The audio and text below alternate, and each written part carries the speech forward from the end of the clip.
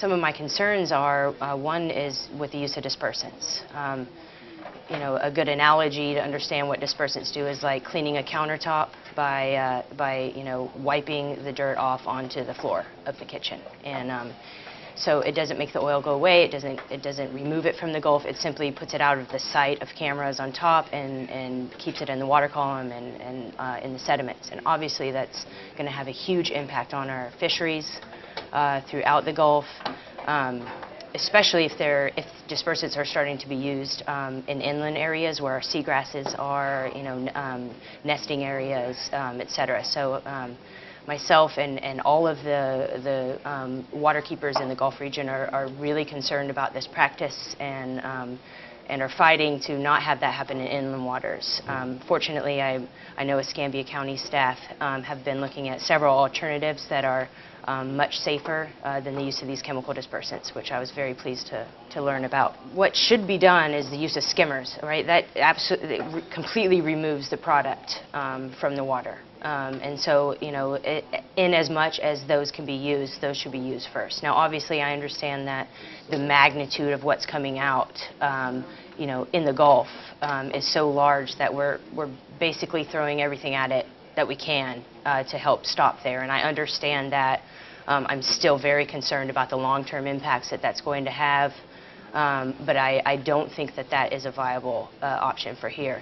I know some things that I've heard as far as personal property owners are concerned, you know, peat moss, hail bays, you know, they make these absorbent booms, you know, that absorb that and try to keep it off the property. You know, but then of course all of these things have to be disposed of properly. So we really need more education out there for the citizens if they're going to be doing that as to how to handle these materials and what to do with them when they're finished.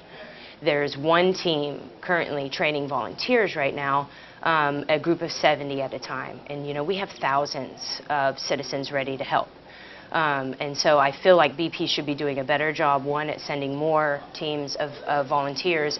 It's my understanding that no training volunteers has started in Mobile whatsoever yet. So I guess we are a little ahead of the game on that. However, there's a huge misconception out there with citizens that once they take this 4-hour personal safety training that they're going to be able to get out there and help wildlife or help in the cleanup efforts, and that's absolutely not true. So I feel like BP needs to do you need significantly more training in order to be able to handle this very toxic, hazardous waste, basically, that's going to be washing ashore. And so, you know, all these citizens that are thinking they're signing up for training so that they can help with cleanup efforts, should they happen here, they're being deceived to think that, you know, this training is going to allow them to do that. And I think BP needs to do a better job at providing more training, you know, for volunteers so that we can have a coordinated, quick response and cleanup to help to reduce our economic impact of this. It's going to be very difficult to keep the oil off. I mean, this is, you know, our long stretch of beaches. It's also easier to clean up to clean up sand, plain sand, than it is if it gets back here, and the map cuts off here, but we've got these 2 bays, we've got wetlands throughout here, we've got Perdido Bay, wetlands, seagrasses, emergent plants. You know, this is where, you know, the hub of crabs, oysters, clams, shrimp industries could be majorly impacted if oil is allowed to get in through the pass and through Perdido Pass also back into these waters. So the focus of the Escambia County's plan is to attempt to stop that. Now, the currents at the pass are very strong, you know, as the tides change. So, you know, this idea of simply just blocking it off, it won't work. And plus the Coast Guard really, even if it would work, I don't think they would approve it because it stops commerce. It keeps boats from coming in and out, and, you know, there's rules and regulations against that. So what their plan is you can see right here this kind of triangle shape. Their plan is to funnel all of the product that is coming in to one area where they can then have skimmers to clean that area, to remove it before it gets back here in all these sensitive areas. So if you can funnel it all to a smaller area, it's a lot easier to remove.